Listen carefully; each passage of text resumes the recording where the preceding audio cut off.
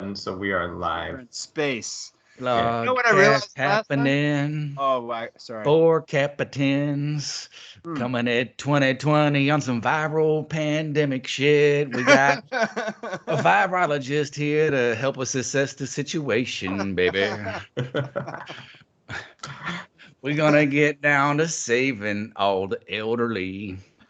Anyway, That's what the theme of this episode is? Saving all save the the elderly. elderly? Yeah, Saving all the- Nice. Well, because it's feeling as much as I won't mind when the boomer plus vote is no longer a factor in American elections, I also hate to see grandmas go with it, because of our lack of care. It would solve the Social Security problem. Yeah. so Boomer Plus, is that's that fair like enough. it seems like every brand has something plus now. Boomer plus, yeah. Yeah, like Hulu Plus or whatever. So I was just curious if that was a special type of boomer, or if you're saying boomer and older. Yes. It's an upgrade. That's a $29 a month version of boomerism. You got to upgrade to Boomer Plus. Right. Yeah. You get the special package.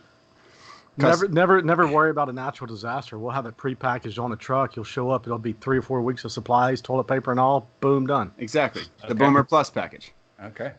Well, let's figure out who's joining us today. Introduce Jeremy Meshach to the has brought a Flawedcast, guest. Yeah. Flawedcast Nation. So, Flawedcast Nation, this is my cousin Jeremy. This is Jeremy, this is the Flawedcast Nation. Jeremy, the Flawedcast Nation. This is Bjorn Rude on my right and Rob Aramia on my left. This is Jeremy Mousen. Bjorn, Rob, nice to meet you. Nice to meet you. Sir. Absolutely. So, Welcome Jeremy, to the show. I've given these guys a brief overview of who you are, but you want to give them an overview of like your background and work and and also the millions of listeners and And, viewers well, is obviously, probably what's Flawedcast really Nation. important. Yeah. Right. So real life or so sit in commute traffic for 4 hours a day. Okay. Right. Listen to satellite radio.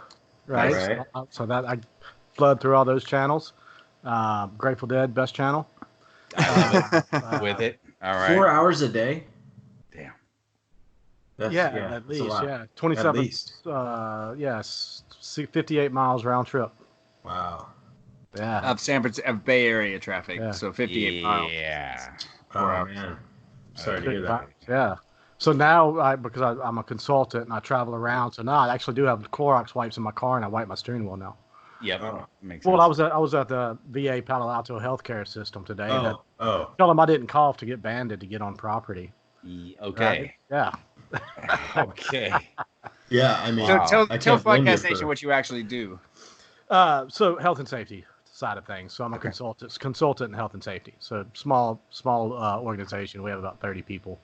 Are you Yeah. contractually not allowed to discuss and consult with the Flawedcast Nation about health and safety, or do you have that kind of leeway?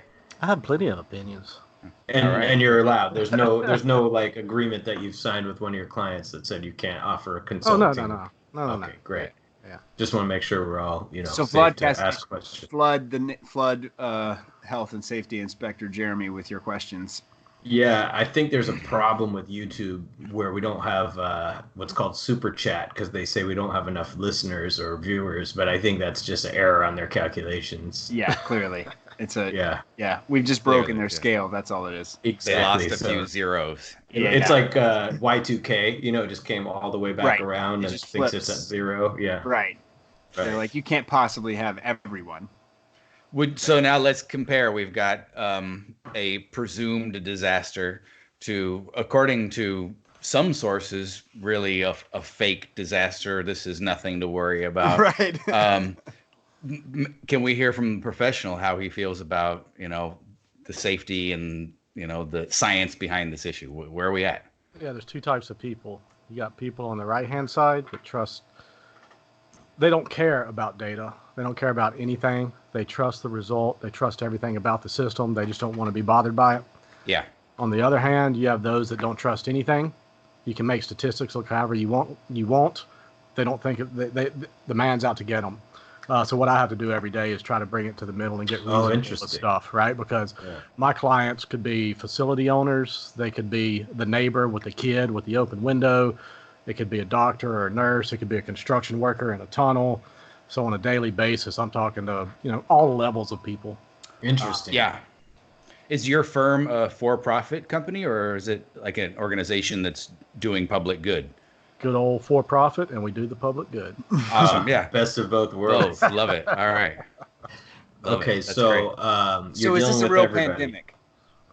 Is this legit? Like, The statistics, right? It's statistics on where it is in the number of countries, and you got to draw a line. Look at another poison. Pick your poison. Carbon dioxide. 5,000 parts per million is the permissible exposure level in the workplace. Why 5,000 and not 499? Right, because you got to draw the line somewhere. You got to draw the line somewhere. Got it. All right. That makes Fair sense. enough. I like so that. this now is over the technically line. It's a pandemic. It's over Yeah. the line. It's probably technically a pandemic because of the number of countries involved. Right. Okay. Even though we're still, and do you think we're going to see this flood of cases? I heard a number today that almost half of America's population, 40%, is going to see it. 150 million people. Have you played Plague Inc? No. I've heard of it. Yeah, play Plague Inc. Where the goal is to try to kill people, and so the best bugs you can build stay silent, and they're little symptoms like a cough, a dry cough that spreads to infects more people, and it may take 2 or 3 weeks to show up, and when it does, that's when you start having problems, and that's where you get spread. Right. See, I heard someone compare it. I like this analogy to when you look at a star, you're seeing the light that left that star however many light years ago. So whatever the reality is with the virus today, it's really a relic of a week or 10 days or whatever ago. So do we really need bats? That's the big question. Bats. I mean, I heard that it might have been a pangolin.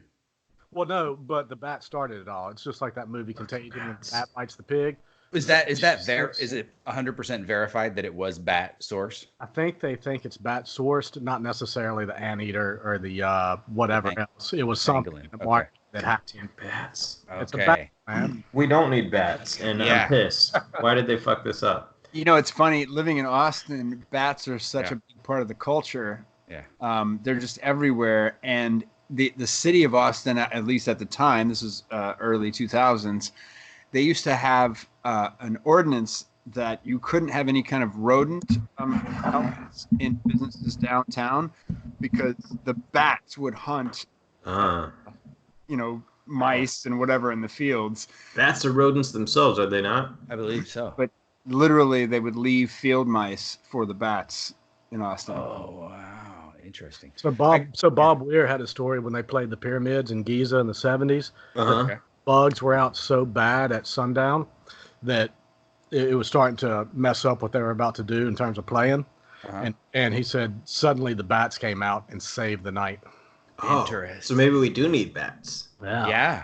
Just when you thought we could just... At least for Grateful Dead shows. Every night right at dusk, a whole slew of them come out of my property, and I love a clear night when you have the backdrop of the sky and you can see them flitting about.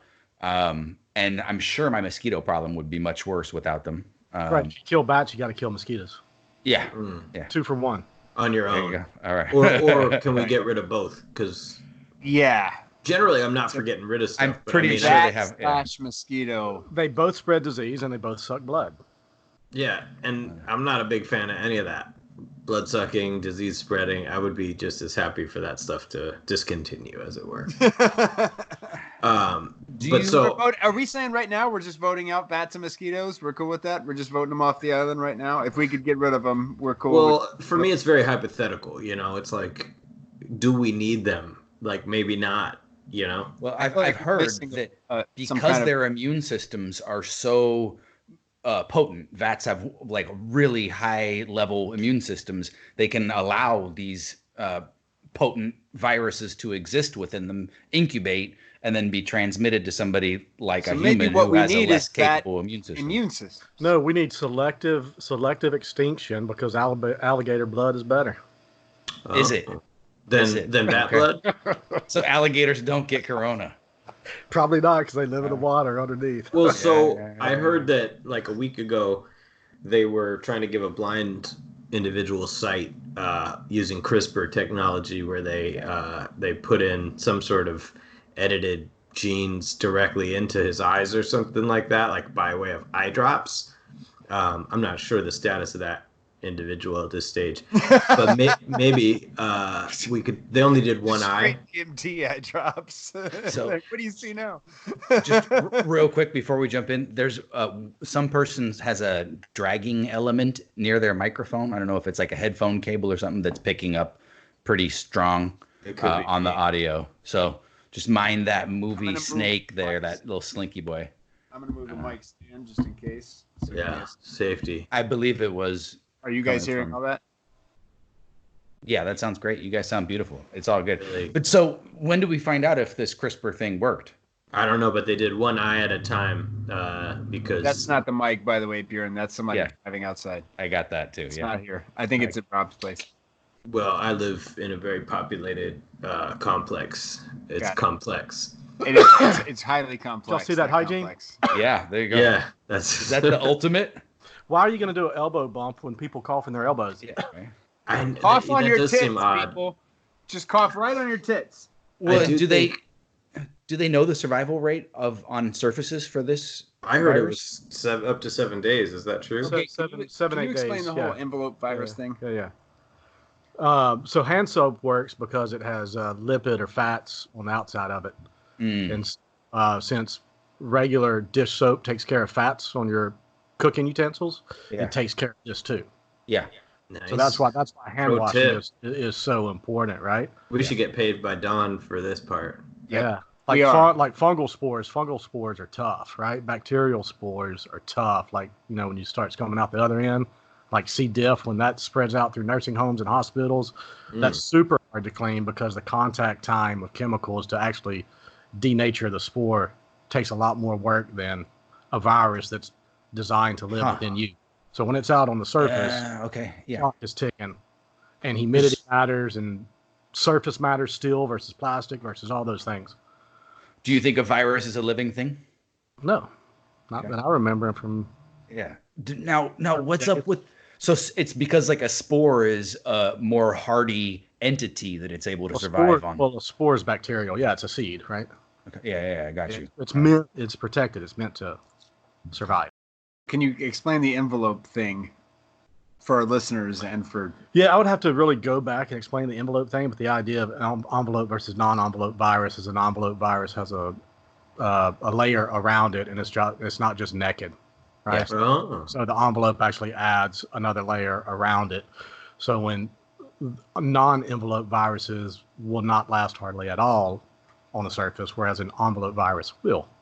Yeah, and coronavirus is an envelope virus? Well, it has a lipid protein outer layer and all that stuff, yeah. Okay. Interesting. Another thing... we got to, to kind of get this break out centered. Let your book to get any deeper than that on that subject. Okay. Well, I don't think this is deeper, but so what we know is that this transfers by way of things like coughing and sneezing and other, I don't know what to call those, but things like that. Droplets. And when it lands, even on like, let's say the keyboard of your computer, it would live there for maybe 7 to 10 days before, right? So like somebody else who came and typed on the keyboard 4 days later might end up contracting the virus. Right. But the problem with virus and bacteria is what's the infectious dose? So as an example, pick your other poison, pick lead, pick asbestos, pick, any of those nasty construction hazards of old. And we know over time it can set levels. But as the coronavirus, does it take 10 viral particles to get you sick? Does it take 1,000, 10,000, 100,000? We don't know. Like MRSA, which is antibiotic resistant staph, that real nasty when you get an infection, they'll cut your arm off type thing. Most people have staph that are antibiotic resistant living in your nose. It's an opportunistic pathogen that normally doesn't hurt us, but when presented, it'll attack and you'll lose your arm. Interesting. But if you like get like a cut inside of your nose, it doesn't take that opportunity? So routes of exposure. What's the 4 main routes of exposure? Inhalation. Okay. Right. Absorption. I stick my finger in dimethyl sulfoxide, and 2 seconds later, I taste it in my mouth. Injection. Think of a needle. And the last one is ingestion. So think hand-to-mouth ingestion. We touch our face how many times in an hour? Yeah, exactly. Right. Yeah. I don't know. I'm not enthusiastic about coronavirus, and This at isn't first, encouraging you, Rob. I deal This with- doesn't I deal make you with- feel better about it all. I deal with hazards and toxins and stuff that you can't see all day long, where we have to sample and assess and all that. So the invisible stuff doesn't scare me so bad. Do you do much work with the hantavirus? We did, but I mean, what is there to know? I mean, hantavirus is it's what, mouse pee? Mouse pee And and so- poo, or yeah. Think of yourself as a county worker in Central Valley, California, and you have to go into an old county building to retrieve something, and hantavirus is out there. Well, hantavirus has always been here, Yeah. right?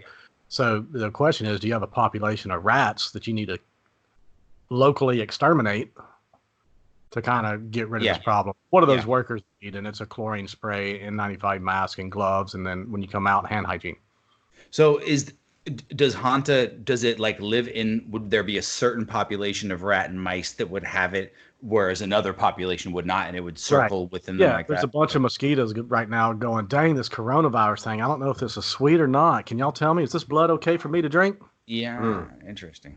Okay. so we might be actually killing off the mosquitoes with a very clever Love method it. here. Okay. I want to go. I want it to go back to a bat and give the bat diarrhea. That would be pretty funny.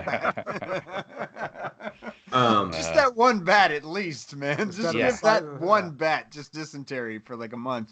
But this coronavirus thing, it's like at first I was pretty like, well, it is what it is. You're either going to catch it or you're not. And then I started thinking, well, kind of trying to limit my exposure to it would be nice. To the point where now I went to the grocery store the other day and I just had that sense that any product I put in the cart or touched or whatever, just like, how do I know that thing isn't covered in this virus, and then if it is, where else am I spreading it before I get to the hand sanitizer? Or people are looking at you and you're hoarding, so they're about to slap you over the head and say, give me one of those rolls of toilet paper. Yeah, exactly. It's going to get serious. I mean, my Amazon supplies actually started showing up this week. It took them 2.5 weeks to get here, and I ordered 2.5 weeks ago for my cleaning supplies. Oh, interesting. I guess you got to hope that the delivery guy didn't have the virus. Sure. I've heard a lot about like slowing the rate of exposure and the kind of the rate that the virus is moving at right now, so that we can get it under control. We can have enough beds in hospitals to take care of things, right? As it ramps up. That's the primary reason is bed space. Yeah, there's only 1 million beds. But and the whole country? on top of that, on like a societal thing, I think it'd be interesting, to say the least, if 50% of the population got it in the next month, and all were looking for the toilet paper and sanitizer and trying to quarantine themselves. Everybody's calling Uber Eats.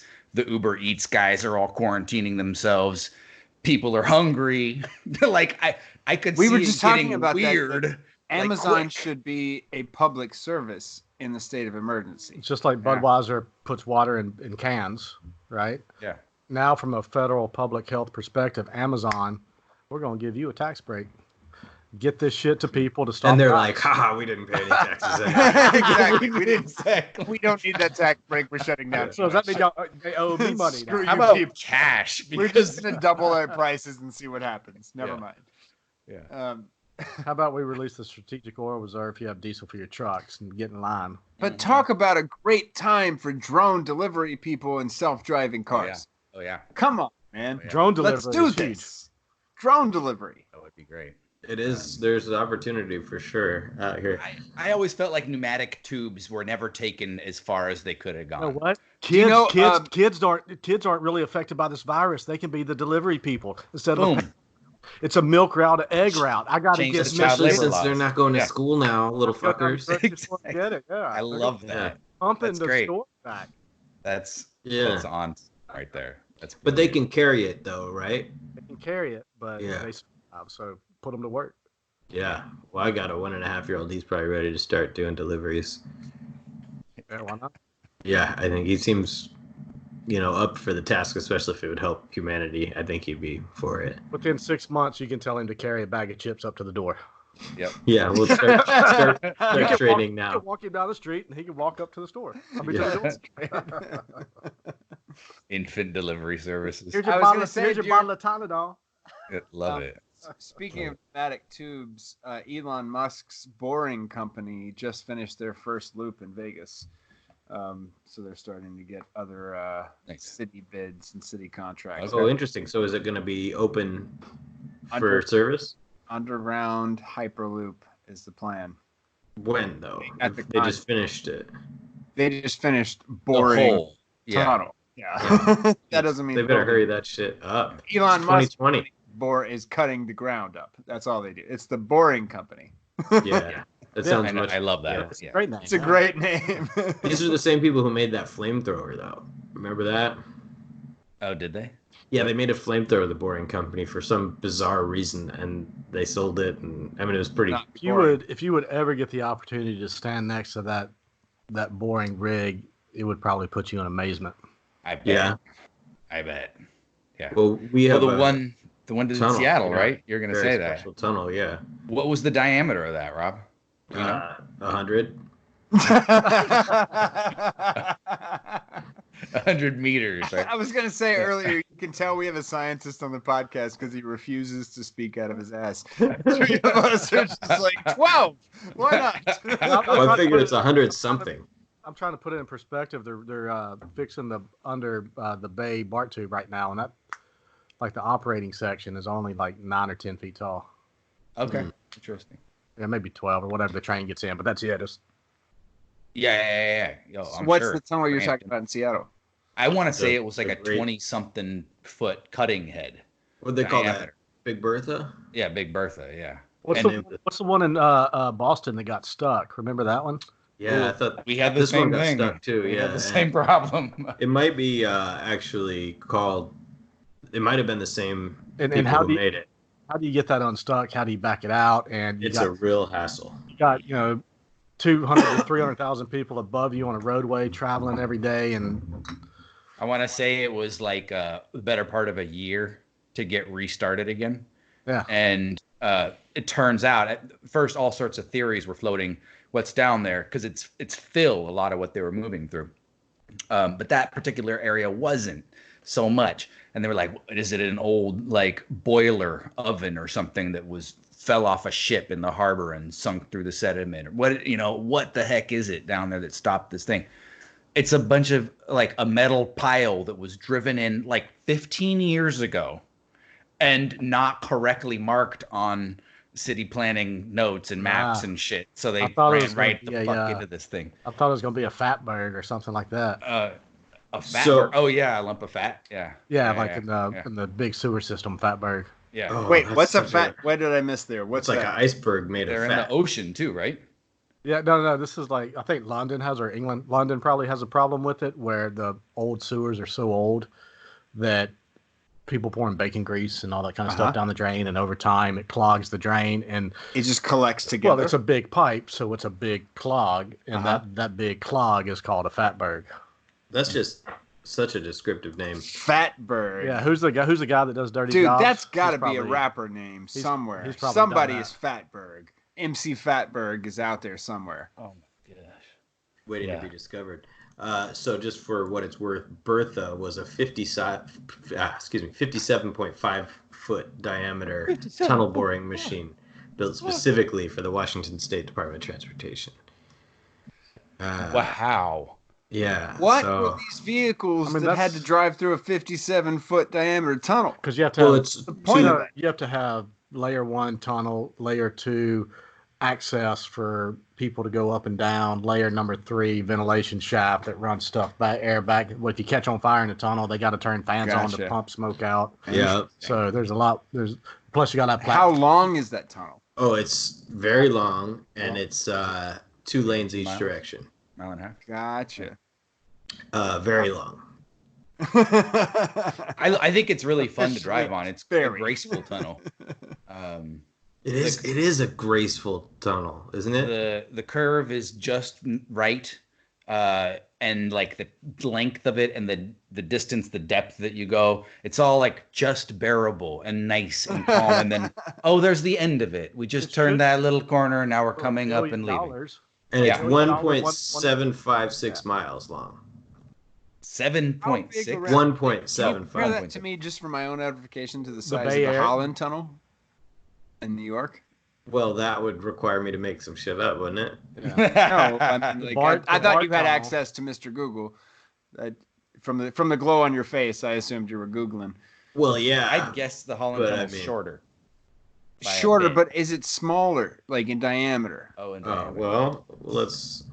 no, they're you kind know. of similar in my opinion. I would say construction, yes, Pretty because the close. Holland Tunnel's old, so they built things smaller. But the BART Tunnel under San Francisco Right. Bay is 3.3 miles. Okay. Okay. Well, that's our a- tunnel is still better. Ours are mass transit and environmentally sustainable. There you go. Boom. Well, that's fancy. San Francisco, man. So the Holland Tunnel is only 20 feet wide. That's it. Oh, Wow. And the that's why it sucks. State Route 99 tunnel, glorious State Route 99, its width is 52 feet. Yeah, just for what that's worth. And it's got 4 lanes of efficient perfection. Which means it's only got 2.5 feet of cumulative walling around the circumference, holding all the earth and shit back. So What's interesting, I didn't realize this, that one direction is on top of the other. I thought it was side by side, but it looks like that. Yeah, it feels like that when you go in and out, but I guess that's the whole trick to tunnels. yeah, You know? it's a slick tunnel. It's nice. There's- Meanwhile, the Europeans are just like slapping tunnels and bridges together. Like we just do this shit. Tunnels and bridges. That's what we do. Hey, not to be a downer, but what about the ban on Europeans coming in America right now? Oh, Did you right. guys see that shit? And then Yeah. it said it was going to be cargo too. Luckily, I read that was debunked. But later, by the White House, they said cargo. This It's is not people. cargo. This is people. So that means, to be specific for Flawedcast, I'm still who gonna already get knows that you're good. Yeah. The only other thing though, that means when they show up on a boat with all these goods, they can't get off the boat. They got to go right back. No R&R in Oakland for y'all. Oh yeah, for sure. Or in that case, Roanoke or whoever's over there. Yeah. Man. Yeah. Well, but the UK is fine. They aren't worried about UK travel. That's all right. But if you come from France, that's not cool. That just Yeah, makes no right. sense to me. How the fuck is that? Like, it's a virus. What are we talking about? So Well, they have- and they it's have a stronger in rating- the UK than like in other European countries. have a- Why would the UK be an exception? because they have a rating of countries' ability to respond based on their general health care. Like U.S. has a like a 97 rating. Okay. Um, out of 100. out of 100. There's some countries. Most countries were in the 70s and 80s. There's a bunch in the 90s, and it's probably that combined with, quite frankly, the whole country of Italy's on lockdown right now. Italy, the whole country is a hot zone. So Right. so now let's draw a circle around that, and I'm gonna go 1,000 miles away from Gotcha. Italy. And sorry guys, that's Europe. So it Well, just, and there's an it just island. leaves UK sitting out by itself. Yeah, and in that UK's an sense. island, Got right? it. And you can control stuff coming in. And they're already at odds with the European Union, so they probably already stopped goods coming over anyway. Yeah. I got tax shit to figure At out. least it's restricted in some manner. Yeah. Interesting. Yeah. And it's going to be as if 2020 wasn't out for a wild year already. Now we got this global pandemic to Buy stock in Amazon. there's something I wanted to unpack that was Buy stock in mentioned. Purell. Just for what that's Indeed. Yes. Respirators. They're Procter actually our and sponsor Gamble. this evening. And Johnson & Johnson. Those two. Major companies. shout I out. got an idea. Here's respiratory protection for you. I clicked on some stupid link and now I get bombarded with respirators that N95s are meant to be disposable. You use them, you throw them away. The stuff that I deal with, people clean them and can use them again and again. But they have these masks online now that are these black graphene masks or yada, yada, yada, whatever it may be.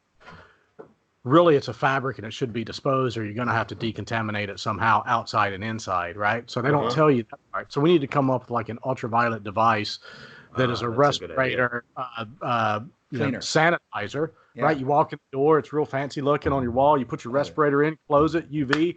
We kill everything on it. Though? That's real. That's good. If I'd use warm soap and water and scrub it or spray it sounds like a hassle. It is a hassle. As a matter of fact, I could put my phone in there too. Well, I have one for my phone. I have a UV you got your garage. It's like the toothbrush one. Bob's into UV. Yes. Look at that. Until we be mutants, it works. I really like. I really like that idea. Clamshell device. Put the phone in here, and then it does a little. We can make your disposable respirator last 2 more times. Wait, so Rob, what does that do? What are you just showing us? It's a phone sanitizer. Yeah, put your phone in it. It's a UV phone sanitizer? Yes, sir. Wow. And Jeremy, are you saying that this would protect me from coronavirus on my phone? Right. So get a tanning bed. Yeah. Well, I think I have this, and I don't have a tanning bed. So, if I let that run for a couple minutes, I should be okay. Phone. You'll never get corona now. Yeah. Be okay, right? I would think so. Speaking of the name Jeremy, I was introduced to a character on TikTok called Jeremy Fragrance, and he's a very interesting guy who specializes in all the different fragrances, colognes, and so on, and he'll tell you all types of things. You guys should check him out when you get a chance. Jeremy Fragrance. It's TikTok, Jeremy Fragrance. Yeah, you're missing out if you. Thanks for the 30K, Jeremy Fragrance. Yeah, appreciate the throwdown. Yeah, influencer. So hospitals actually have UV robots now that will go into a room. It'll extend the UV light up. It'll turn on and try to help to sanitize the room. How much does it help? 100%. Nothing's 100%. Okay. And nothing. Why the hell not? Well, there's going to be shadow in places, right? So you have to have shadows. Yeah. You have to have a completely circular box that you're operating in for that device to work. What I would like is to create the 100% company that basically everything we do is 100%, and that's our thing. Only do things that we can do 100%. Yeah, it's anything at all. Try harder. Yeah. The 100% company. Yeah. And it's like, no, we already own 100% of this company. Yeah. If you want to buy it, you're going to buy 100% of this company. Yeah, for 100% of a lot. When we sell crickets, they're 100%. Yes. Yeah, more than they should be.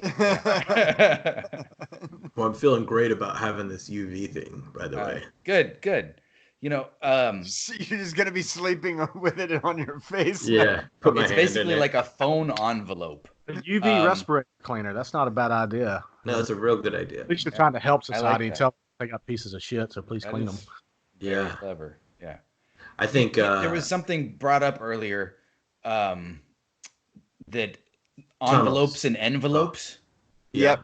And I latched on to that in this really interesting way because I thought it said a lot. Both of you guys have origins in the South, I'm guessing. And Meshach came in with the envelope. Yep. And Jeremy, you responded with an envelope. And then middle of your enveloping, you threw an envelope in. And then return to describing things as an envelope. It was a journey. So I'm wondering if this envelope issue is kind of on the same trajectory as you described people's view on like sanitization and sort of the left and the right, people who believe everything and people who disbelieve everything. Maybe the envelope distinction is really how to classify those two groups. So envelope would be the science base and envelope would be the colloquialism base. Love it, because French is sciencey. French is sciencey is a T-shirt that I want. Well, that and that's a T-shirt. And scientific professors probably use envelope instead of envelope. Yeah. Who's a guy that does Jeff Foxworthy who does? I like envelope. Yeah, I was gonna say, what about envelope? That's a different thing. The redneck It's thing. spelled the same. He said, down south, we have smart people too. Problem is on tornadoes, the people they get talking aren't those people, because would you want your neurosurgeon from New Orleans saying what we're gonna do is stick our finger up in your brain and wiggle it around a little bit? Yeah. Love that. So envelope is science, envelope is colloquial. Yeah. Got it. Boom. Sure. Well, that's sorted. Which one is spreading faster? Fear. Definitely envelope. Yeah. Fear always spreads fast. Yeah. Fear spreads faster than the speed of sound. Well, I like the distinction of left and right in the way that you cast it, because I think not only is it a distinction I hadn't really thought about as that simple of a duality, but it's one that jumps beyond the typical political divisiveness of left and right, because I can see both left and right political camps living in both the left and the right field in the way you describe it, like believing everything or disbelieving everything. That's kind of makes... It's not exclusive, really. Yeah. I like it when a distinction jumps past those boundaries. And this is supposed to be it jumps social classes, right? So Tom Hanks, who has, and his wife, they're stuck in Australia now. They can afford whatever. They can get sick in New Zealand and say, no, let's go there instead. But yeah, it's going to hit different people. Spare no one. And the NBA season is suspended. It is officially suspended.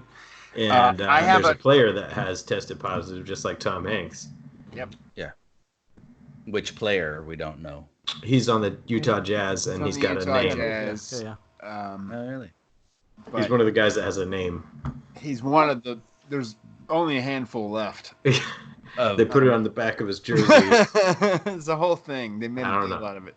So what are you gonna bet, if you had to bet, that we'll have a trial vaccine before the Olympics, or will the Olympics be canceled?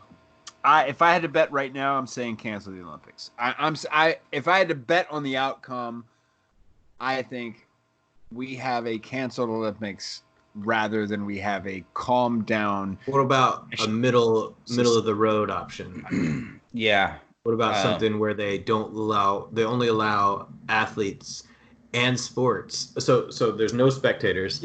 Only judges and athletes, and the only sports that are going to be played are ones where there's no contact. I need more drones and cameramen. That's what I need. Oh, well, and drones can do most of the judging, and robots. That's an interesting point. I like that. Has a lot of contact, but I heard Aqib Talib, the cornerback in the NFL, he's moved around a lot of teams. Oh, did they get American football in the Olympics now? No, but I was just talking about, because they were describing, because of the coronavirus in this podcast, what would happen if the NFL had games without fans, right? Yeah. Without an audience. And he said, if there were cameras there, you'd see the best football of your life. You'd see the best football you've ever seen, ever, because you have these premier athletes ready to go, completely prepared, with no nerves. It's just me against the other guy. There's no lights and craziness, and there's no crowd noise. There's no home field advantage. There's nothing. It's just me against the other guy. You'll see the best football you've ever seen. So I wonder if that translates to the Olympics, is my point.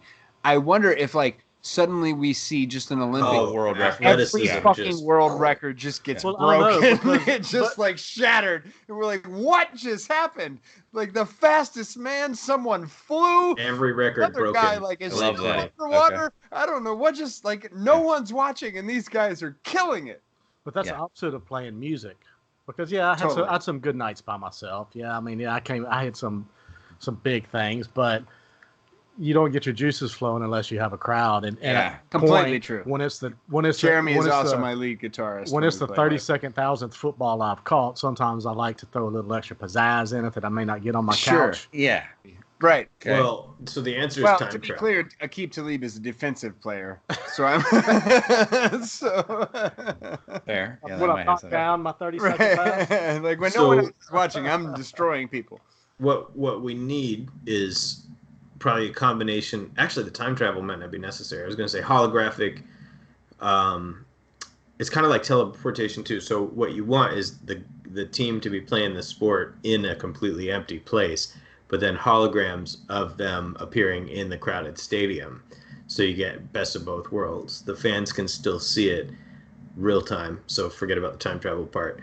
And we don't really need the teleportation. It's getting complicated with those things. But with the holograms, it looks like it's happening right in front of you.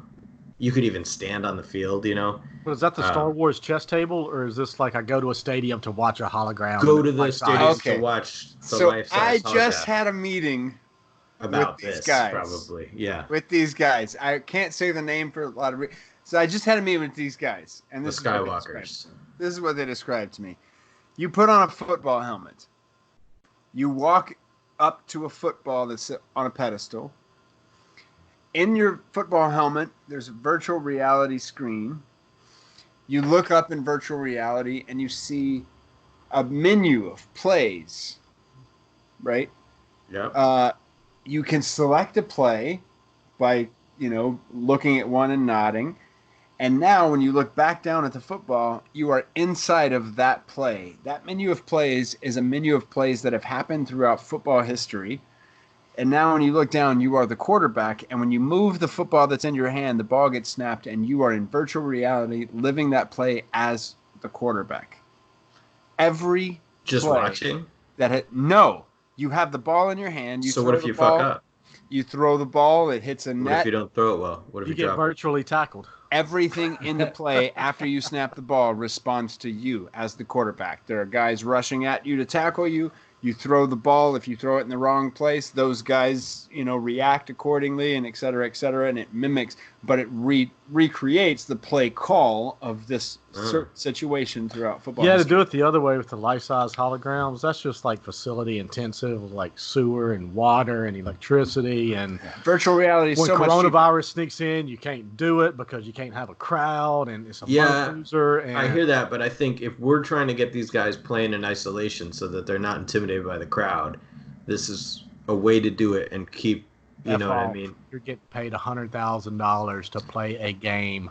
Play it. $100,000 is like the worst possible contract per game. $100,000 per game. $100,000. You should quit now. Per game. Well, if you're playing holographic, there's maybe, I don't know. I think there's something to it. But why aren't? And I've been wondering this for like 10 years, so it sounds silly. But why aren't smart balls a thing now?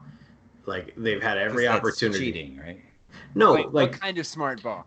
Ones that have sensors for every single thing that takes place, where like even if you're talking about like a first down, like the ball itself would just know exactly where it is. That's been a big controversy in the NFL for a little while, right? So there are RFID chips inside the footballs, and there have been for like 7 years. Okay. Which is why companies like Next Gen Stats can tell you the trajectory of a football and the acceleration. Oh, so there are smart balls. They have RFID chips in every cleat, every shoulder pad, every helmet, and every football in the NFL. So they track everything. The problem is the league rules have not caught up to that, so they still have a chain with 2 poles to mark. Which seems very antiquated. It's insane, but makes for good TV though. Yeah. The problem is that the technology evolved somewhere in between there to show a yellow line on the field to mark the first down marker. Yeah. That technology is basically color chrome, right? So if you edit video, if you've ever edited video and you've edited a color and you've chosen like a green screen, you know the exact technology that's being used there. It's just choosing a color and laying over a color, right? Yeah. The problem is when the refs watch replay in the NFL, they're looking at that, not real-time RFID position of the football information. Right. Yeah. So the chains only really come out when they have to, but most of the time they're looking at a screen where some algorithm has placed a colored line on the field and they're marking it based on that. They haven't integrated the RFID chip to real-time review. Yeah. So that's the problem, is that they do have that technology, but they have, and they're using it, but they're just not using it. Right. Yeah. But the TV like the television experience is what drives the NFL. It's a game designed for commercial breaks, right? Mm-hmm. So the television experience is based on that kind of technology and video review, and not based on real-time positioning of the football. Yeah. And they haven't caught up to that. It's been years in the making, but not quite. I just like to remind them it's 2020. Exactly. They had a problem in soccer with that, with the goal line technology, and part of the argument against it was, guys, who really cares? You're talking about millimeters. It disrupts the flow of the game. Call it a goal. Don't call it a goal. It is what it is. I'm sorry you got screwed in the finals. Again, you're getting $1 million a game to play.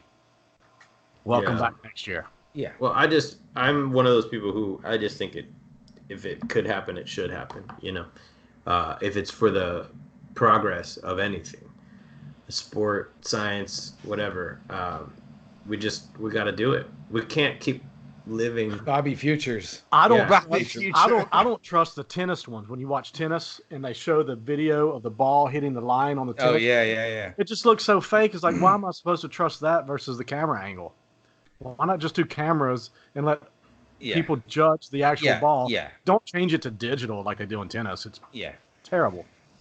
Well, yeah, it was always fun to watch the old slow-mo and decide for yourself if the ball was in or out. You know what I mean? That was fun. That was a fun part about viewing tennis back in the day. At some point, we're just going to have some kind of digital sensor on the fibers of the ball itself to say, did any of these fibers connect with any of those fibers that are a part of this line? Did any of the fibers on the object connect with the fibers on the boundary? You know, so we need a virus. We need a virus that we can send into solution that sends a signal out once it attaches. Well, maybe that's what this thing is all about. What if we're all just evolving into viruses? We already are. What if that's the whole point? Like, we're just all like the ultimate example of life has already been shown to us. We think we're so fucking cool because we can think about shit. But viruses can just survive and spread like mad. What if that's the ultimate evolution of life? Fuck consciousness. It's just like contamination. Well, I think thermal global nuclear war would have been Ebola, right? Ebola is a bad virus because it kills so fast, so nasty. Yeah. You know, you can quarantine it. If you play Plague Inc., you want something that sneaks under for a long, long time, right? Which is what this does with a dry cough, right? People. Yeah. That's incredible. But this thing isn't quite as deadly as Ebola, right? No, it's not as nasty either. Yeah. Why not as nasty? What do you mean? Because Ebola is hemorrhagic fever, so that just like melts your organs. You start bleeding out of your eyes and ears and nose and. Gotcha. Yeah, it's like total organ failure. And coronavirus is what? Pneumonia. It triggers pneumonia. You cough a lot and sneeze. It's a virus that causes a bacterial infection or a viral pneumonia, and you build up fluid in your lungs. That sounds not as bad. Correct. Yeah, there you go. That's the science. And pneumonia is an old man's friend, so there's a whole bunch of people that have died of pneumonia as old people because that's where that saying came from. So part of the end of life is you might get caught up on your lungs because look at all the shit you breathed in your whole life. Yeah. All that catches up to you, and at some point you can't recover. You get pneumonia and die. Yeah, happens to many. It will really help with the Social Security problem. Right. Bottom line, just That's what really matters. Take care of those baby boomers. So boomer minus. Not exactly. The boomer minus package. If you're a millennial, buy the boomer minus package. Exactly. Basically, just get some Corona, rub it on your hands, and go into the nearest nursing home. Excuse me. Yeah. Okay, Bjorn, I kind of feel. Can we talk about your recent purchase that we were just talking about, like for your property and for birds and stuff? Oh, because I don't want to like call you out at but I kind of want to have this conversation because then we didn't talk.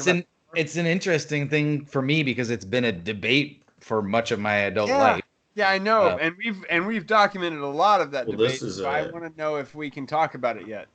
Yeah, and you just hung this unknown I out in know. front of That's Rob fine. because I I know. I'm out here like, I what have are a we even? follow-up if we need to change to something. I've got a whole thing. I have a But I'm redneck just- background. I'm okay with I'm it. just curious if I don't you know what it were is. okay talking about this. So I ordered a Ruger 22 rifle, and You bought a gun. yeah, it'll be coming probably in about 10 days. I gotta receive it here in Washington to the licensed gun transfer agent. How many rounds does it hold? 15. I What? got an You don't extra need 5. You don't need 15 rounds. Come on. Hey, Why I don't take low 10 like normal people. not judging myself as a good shot, so I want to make sure. There's a lot of Hey, chances. with the little 22 rimfire, you can go a lot higher than 15, man. Really? Those things can be fun. Oh yeah. I'm sure there's all sorts of aftermarket shit to buy for Like that. Lincoln BBs at the fair. Yeah. So I always get upset when some of my neighbors on either side of me are shooting all day. And I've been even known to stand out there and shout in between their pauses, so lame. But now I'm going to have a day or two where I'm the dickbag doing some blinking and learning how to use my tool. I got a question for you. Yeah. Are you going to hit them with the cheap shit and buy a bunch of lead rounds, or are you going to buy some better metals that don't like I don't know anything about it. I 22 Wait, rounds. what is it for though? I don't know if we covered that yet. It's for coronavirus. You're gonna shoot face. I don't know if you know this, Rob, but He like just it's wants kind of to- like werewolves in a silver thing. He just wants to be able to back something up. That's all it is. 22 bullets. Coronavirus. Either something needs to move further back, or he needs to back his attitude up. It's either one or the other. I think it's more that I can see the need to procure food easily being a potential thing if I'm going to want to be out in the land and hiding out from folks. And although that's kind of several steps down the road of likelihood. Well, I was just like, you gave yourself up already. You said you're going to be hiding from everybody. I should have just faked my own death. No, but like... Sorry, Bjorn. Yeah. So what do vegan farmers do for protein other than squirrels? Vegan farmers do for protein. What do we do? What do we do for protein in that scenario? Oh man, there's lots of options. Legumes are great. Like beans are a good option. I guess chicken. But you're gonna need to eat some meat probably in that scenario. So let me just make sure, because again, I missed some of the conversation pre-show. Right.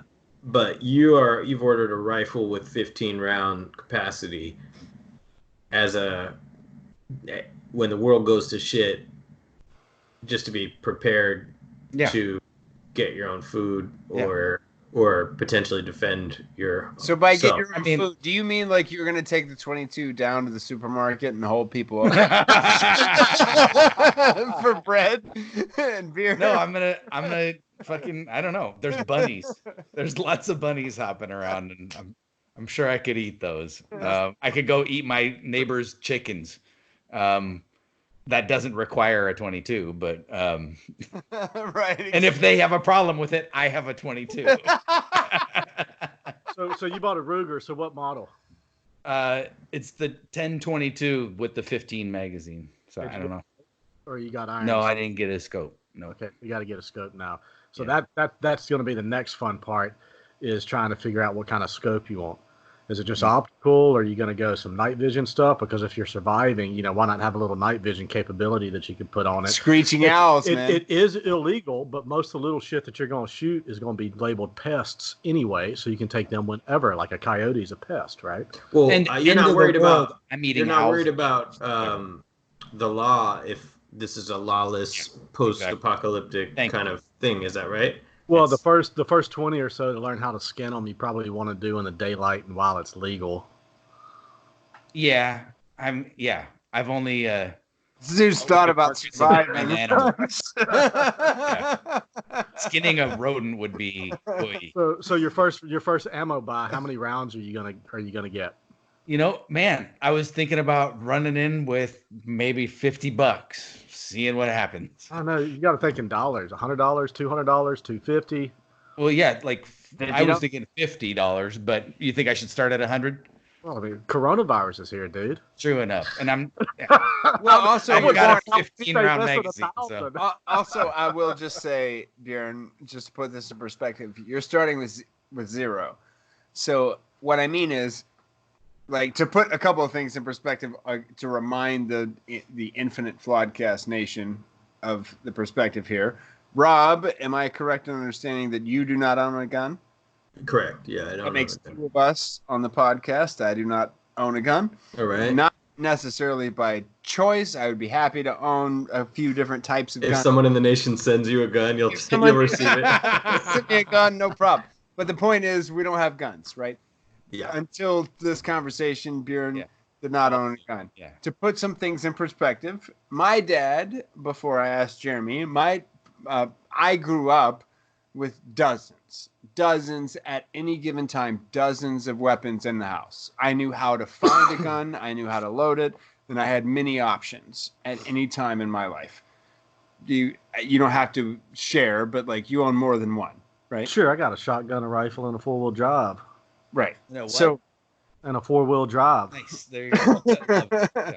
So the point is, to a certain degree, there's a gun culture, and then there are gun owners, and then there are non-gun owners. I'm a gun Like, owner. I'm not a in the- gun culture. Right, exactly. In the gun culture, like my dad doesn't buy a gun. He buys like a gun with a backup and then arms plenty of ammunition for that gun. It's not like $100, $50 or whatever. It's like, I know I'm not going to need to reload this thing for a while. Like, I'm good. Right. And if that shelf is running low for a while, I'll go restock it. But it's not, I'm ready with this weapon. Yeah, see, Right. I'm not going to have any shelves. It's like Or- layers. Exactly. Yeah, It's like, and I'm then there gonna- are people who have one gun and they have enough bullets for that gun for this situation. I'm not that gun culture, but when I was probably 12 years old, we lived on 2 acres in North Louisiana. And every fall for a period of time, we would get thousands of blackbirds roosting in our trees around our house. I'm talking thousands of birds right at dusk, chirping until 5 a.m. It's in the a morning. crazy infestation out of nowhere. When I was like 12, my dad came home with a single shot 410 and like 4 boxes of shells, and he said, "Don't let the birds land in the trees." And for a period of time, I would go out at dusk with a 410 and walk 2 acres and just shoot a 410 up in the trees. And Up in the trees, yeah. And sometimes I would aim for a bird, and of course I would hit them, and other times I would just fire it in the air. Yeah. Yeah, Interesting. it's kind of Yeah. like I think I fired my first shotgun at like probably 6 or 7, something like that. My dad like holding my arms and I pulled the trigger, kind of thing. Mhm. But like it's a culture thing, right? Yeah. So that's why I'm fascinated with this idea. Is this your first gun to ever own? This is the first gun I will have ever owned. I've shot guns many, many times. Not many times, but several times. Like we've What talked colors? about it. Yeah. What color is the barrel? It's a wood stock with I want to say it's a It's a wood barrel. I was like, that's cool. no. I think it's just a chrome looking barrel. So you got like a If I remember stainless steel. correctly. wood Yeah. barrel. Yeah. Okay. So you're going aesthetic with it. That's nice. Static. Aesthetic. Oh, aesthetic. Yeah. Yeah. I mean, Pretty. the thing about this gun is that I put some thought into it in some regards. I've read some articles about best survival weapon. And people will say an AR sometimes. People will say a shotgun, and other people will often say this rifle, this 22. Anybody can shoot a 22. That's why it's good. A 10-year-old can shoot it.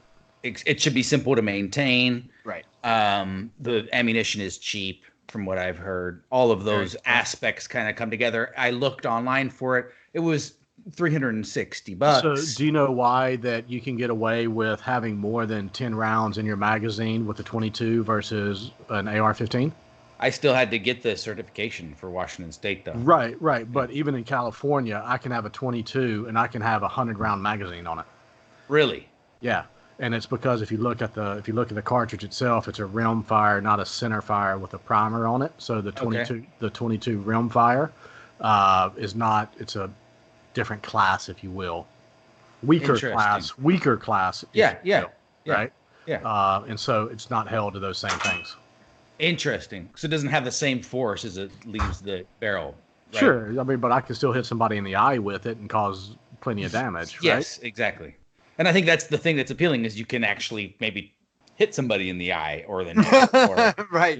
with this weapon. So while you're at it, you got the 22 long rifle. What you should also get is Browning makes a pistol, a really nice pistol. It's got like a 6 or 8 inch barrel, kind of known as like the survival pistol.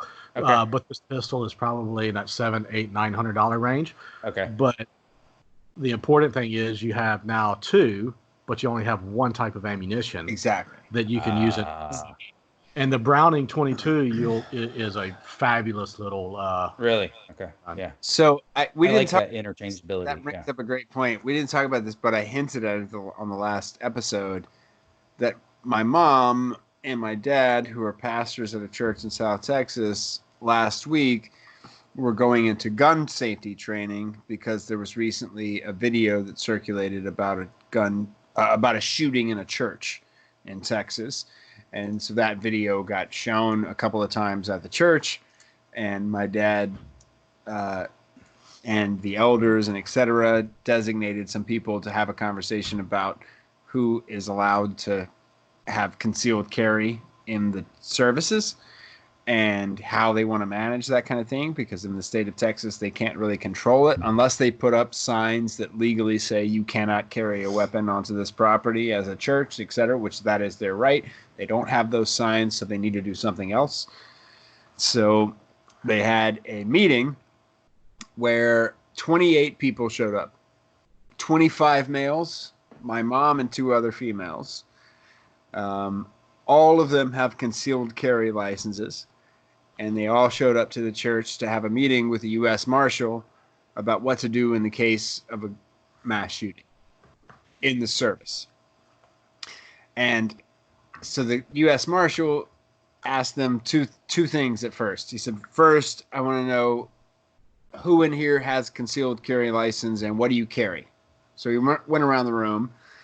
People answered. My mom, it got to her and she was like, I don't know what I'm carrying. I carry whatever my husband gave me, but I know how to shoot it. I know how to load it, and I have my license. Like, I don't know anything else other than that. Everybody else seemed to know what they were carrying. And then the marshal asked everyone, close your eyes so you can't see anybody else's answer, and raise your hand if you think you would hesitate in an emergency where someone's about to take someone's life and you have the opportunity to take that person's life. Would you hesitate? Raise your hand, right? And so my mom's telling me this, and she's like, what a weird question to ask in this situation. Yeah. Right? All these people have shown up here because we're afraid and we want to protect all the other people in the service. So obviously we feel kind of out of place if we raise our hand now to say we can't do that. But then if we don't raise our hand, what kind of psychopathic murderer do you think I am? She's like, so what a weird question. So she's like, some people raise their hand, whatever, and then he kind of moved on. Right. So then afterwards, the guy went back to the gun question, and this is what's getting to the thing you just said, Bjorn. Is he said, I just want to call something out. Like, if I asked the same question to all of my officers going out in the field, and there were literally anything other than one answer from everybody, that person would be removed. Because in an emergency, when someone runs out of bullets, someone's gun gets dropped, whatever, everyone needs the same weapon. Everyone needs the same ammunition. We are all interchangeable. We are all on the same side. You guys, out of 28 people, have 23 different weapons. That's problematic in the state of an emergency. Yeah. So we just kind of walk through that idea that, and the kind of takeaway was the one thing you can plan on in chaos is that people are going to panic. Everyone around you is going to panic, and so are you. If you've never been in that situation, you're going to panic. And that's why the AR-15. That's why the AR-15 is a beautiful platform. Yeah. It's planning for panic. One ammunition that's out there that's always good. That's going to be there for a long time.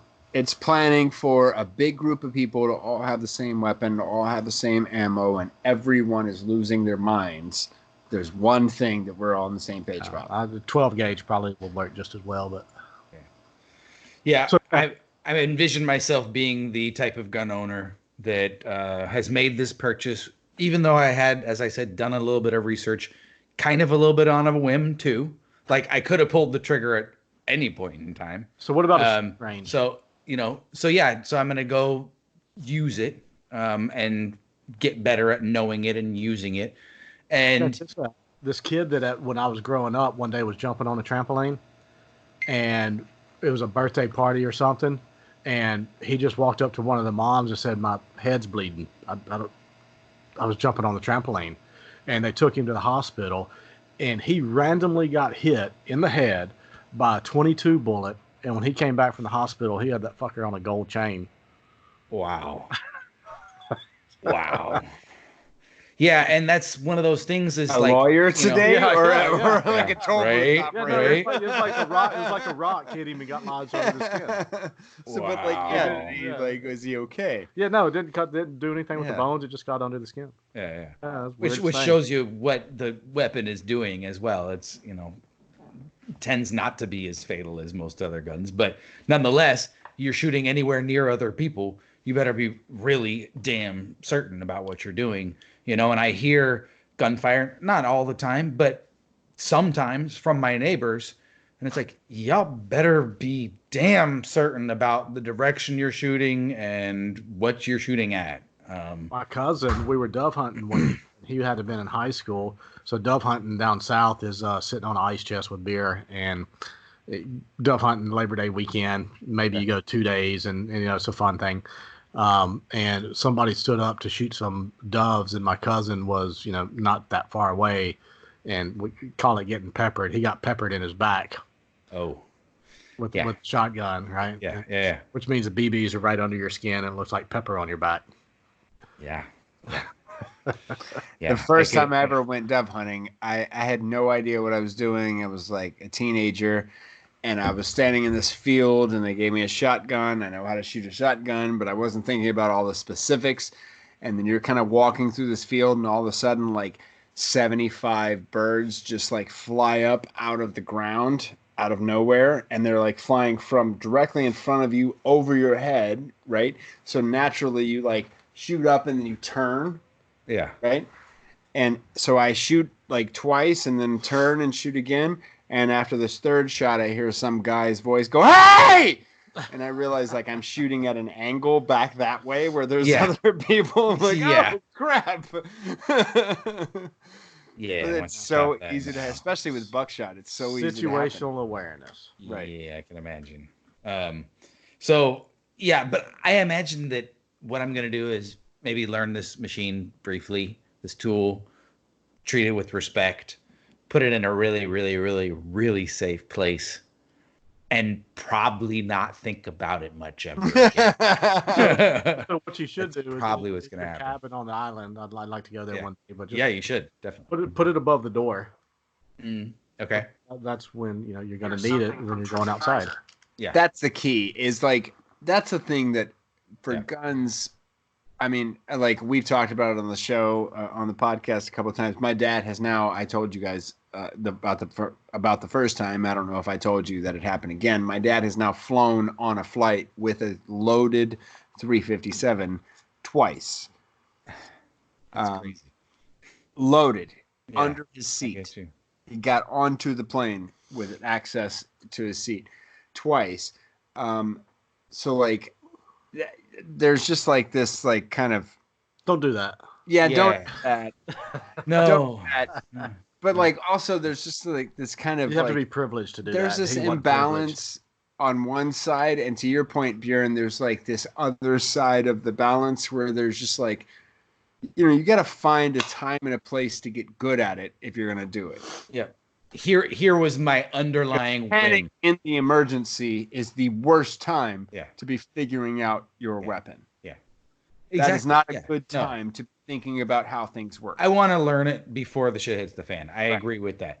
But the final choice, and Amanda and I were talking about this, was what if for some reason the difference between having that thing and not having that thing means not being around anymore. Right. God forbid, it's probably damn unlikely. All of the scenarios I can dream of it backfiring are probably far more likely. You get scared, you grab the thing, you walk out, she's holding it, she shoots my ass. That's way more likely than dealing with some intruder or something like that.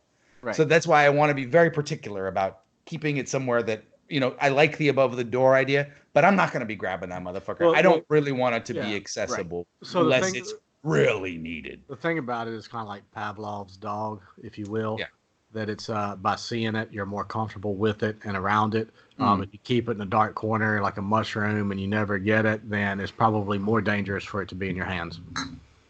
That's fair. I like that. That's interesting. So then the purpose for it is 75% post-apocalyptic tool, 25% like some crazy fucker just finds his way to your property. And it seems like at least 15 of those is like shooting a squirrel or a hungry dog. Yeah, I will shoot. It seems like 25% of that is non-human. Yeah, no, I think 75% of my need is non-human. Actually, 99% should be non-human. Yes, exactly. But while we're talking about it, wait, so then it's not for post-apocalyptic. You're not, because in that case, the non-human threat is no more than it is now, right? The 22 will not help you with zombies. You need a little bit more power than that. Yeah. Well, that's fair too. I don't know if I'm following this. So what is the reason? It's in case a bear comes, or if I wanted force protection. The bear is a good example. A 22 will not help me on a bear. Right. My uncle used to say the one who's got a great rifle for anybody not on drugs. Yeah. That's great. But Bjorn's the one that we're talking about. He's venturing into gun ownership.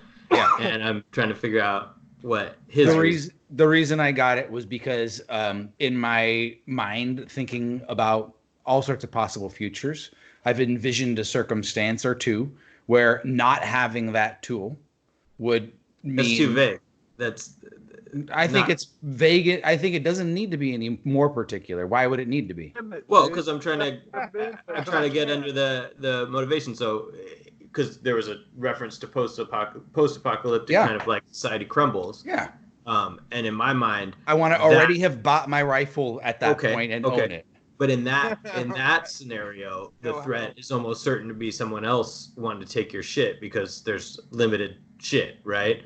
I don't know. I mean, the post-apocalypse can play out a lot of ways, and I'm kind of a sneaky. I want to be sneaky in the post-apocalyptic situation. I'm not out here bold, robbing people, standing for my fucking rights and shit. No. I'm sneaking away. I'm sneaking away if they come up to my place. I'm not trying to make. I mean, maybe I'll take a shot at you if you're coming up the driveway and you're alone. But if there's 6 of you, I'm leaving.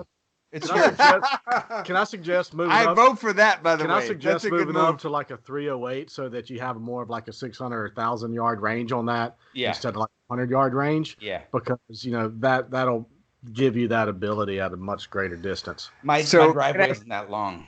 Can I offer a subsequent defense of your purchase, Bjorn? I'm actually in favor of this purchase, and specifically the purchase you made. I feel like that's obvious. Yeah, but not just like I'm not like voting for Bjorn having a gun in general, but specifically the purchase you made, right? So when I worked at the Gregory Brothers, we actually made a songification video of Joe Biden making a public service announcement about gun control, in which he just said, "Go buy a shotgun. You'll feel better if you just go buy a shotgun. You know how to shoot a shotgun? You go to the shooting range, you pull the trigger on a shotgun, you see the whole paper just blow up, and you think, got it, cool. I feel good about my purchase." Biden said that? Yes. Oh, and wow. He made this public service announcement about just go buy a shotgun, right? So the Gregory Brothers actually went to the White House and reshot that commercial and made a whole songification video of Joe Biden talking about buying a shotgun. What I love about this is the first gun I ever shot was a 410 22, which is basically a shotgun and a 22. Uh-huh. Pull the trigger once, you get a shotgun. You pull the trigger the next time, you get a 22, and et cetera, et cetera. So a shotgun, for those who don't know, has a sprayed blast unless you're using a slug. A 22 is a small bullet that goes really fast and really straight, but not very far. So with a 22, here's what I love about it. You're either going to miss or you're going to hit. And if you hit, it's not necessarily a kill, no matter what you hit. Yeah. Okay. So that by itself Double is tap. a safer instrument. It's just a safer instrument in case of an accident, right? Yeah. A shotgun, it has a big spray, but if you're close enough to it and you get hit with a buckshot, you're going to die. Yeah. Right? So an accidental shot with a shotgun will still take a human life. Yeah. An accidental shot with a 22 can still take a human life, but it's not likely. Yep. It's not probable, right? That's the key difference between a 22 and a shotgun. Now, if someone is attacking your compound and you're trying to stop 6 of them, you are right. If you have a 22, you fucking run. Mm-hmm. You throw that thing into the ditch and you run for your life. And I'm keeping it because I need to go eat the turtle. Weapon. I guarantee, your weapon is not going to help a lot. I guarantee it'll back a couple people out. Well, no, it totally right. So my uncle, like I said before, my uncle was a SWAT team and Green Beret and all that stuff. And his term for a 22 is the perfect rifle for anyone not on drugs. Meaning, if you are in your right mind, a 22 bullet, even if it doesn't hit an artery, it doesn't hit, like, it's just the slightest possible way that it can hit you. It still hurts like a bitch. But if you are on any kind of stimulant, you literally will feel it like a bump. You will feel it like a punch, right? A shotgun will stop your muscles from working, right? There's a key difference in a close combat, like holy shit situation between a shotgun and a 22. But for your purposes, a 22 is literally perfect. It is exactly, because number one, it's not easy to hit things. You can't just pull the trigger into a tree and hit some birds with a 22. Yeah. You got to learn how to use it, which is the best case scenario in a self-defense, because on accident, you don't want to accidentally hit something. You want to accidentally miss, right? Yeah. So you in that situation, and for your purposes, it is literally the perfect weapon. It's the smallest impact on accident, and if you get really good at it, it's useful. Yeah, they're accurate. That's the threshold, right? If you get really good at it, a 22 will knock birds out of a tree and squirrels and et cetera, and you can pop somebody in the eye. But if you're wrong, it's not going to just automatically fucking kill somebody. Yeah. Yeah. That's the key. So my dad still has his. So it'd be my grandfather, 22, when my grandfather was a child. So think of North Louisiana when he was 5 or 6 years old. I have a picture of it. And the 22 is a junior model, so it's probably 3 foot long. We have to get it rebuilt to an extent. So rebluing the gun is the finish that's on the barrel on the outside. Okay. The barrels, you can refinish that, reblue it, and rehab it, right? So this is obviously an older rifle, but it's a bolt action, so single shot 22 from like 1940s junior model, like a 5-year-old can shoot it. Yeah, it was given to Boy Scouts. I mean, that type of gun the Boy Scouts were using in that era. Atascadero City Hall had this big earthquake retrofit. It was the bricks were made on site. Is how old it was. It's full Greek cross, double rotunda thing happening, right? It's a beautiful old building. Huh. And so fully gutted, full renovation. It was like this. I had to jack it up and all that kind of stuff. In the basement was just that, a Boy Scout shooting range. Really? Wow. They would get the pins on shooting 22s. And the soil was obviously had a high lead content. It was a hazard scenario. They had to dig out the soil in this particular area as they were jacking this building back up. So Boy Scouts, definitely. Interesting. Wow, interesting. Yeah. Rob, I get your apprehension. I don't have apprehension. I don't know what we're talking about. No. Well, we've been talking about my gun ownership. Anecdotes about guns, but I don't understand. I just haven't gotten an answer to what I've asked. I feel like I've given you the answer, but you weren't happy with it. No, I mean, I'm just trying to, because like if I had your place and I was worried about a post-apocalyptic world, I think I would probably also think, hey, this is not a bad thing to have. But the imagery in my head of what I'd be trying to avoid or fend off, I think would be reasonably, like clear to me. Like, okay, there's somebody that's coming in trying to take things or whatever, and I get the distinction between like, okay, there's one person coming up the driveway versus a gang of 6 people. Like that's a distinction.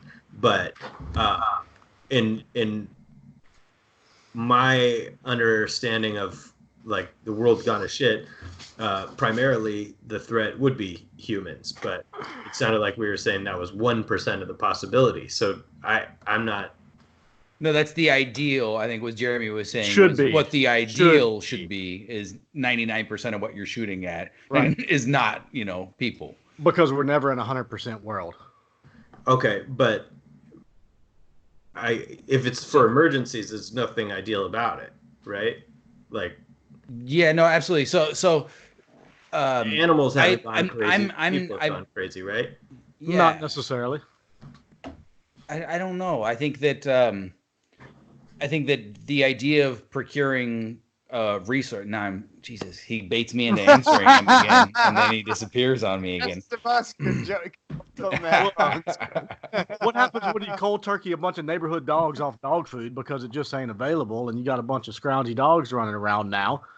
I mean, shit. If you've been to Oakland, there's a lot of there's some. But he's not in a neighborhood, really. They're gonna come eat He's my like cat. he's in the middle of the forest. Basically. I get your point, Rob. Like the actual threat on Camino Island, at least where we're talking about, is more likely to be human, because not only are animals less likely to be just devouring resources, but they're also easier to scare away. Yeah, you can just find and scare away most. Or I'm animals. tired of getting sprayed by a skunk, and I'm not going to get sprayed by that skunk again. Different story. And or I'm interested in eating it, and for that source, there's a lot of venison around that a 308 would work really well for. So, and the 22 is not going to be that effective. Island, why not fishing pole? I got crab pots. I've got a fishing pole. I'm going to use all things, but that would require also venturing forth from my little woodland enclave. Landlocked. And so, yeah, I'm not on the water. Don't Norwegians make really good axes? They do. He does have a couple really good axes. I gotta say, that's not a problem. So that on the hip is a pretty powerful thing too, right? Yeah, but I'm not looking at like eating a lot of birds because I hit them with an axe out of the tree. I don't find that likely. Not a lot of hatchet bird hunting, huh? Okay, so basically, primarily for sourcing food.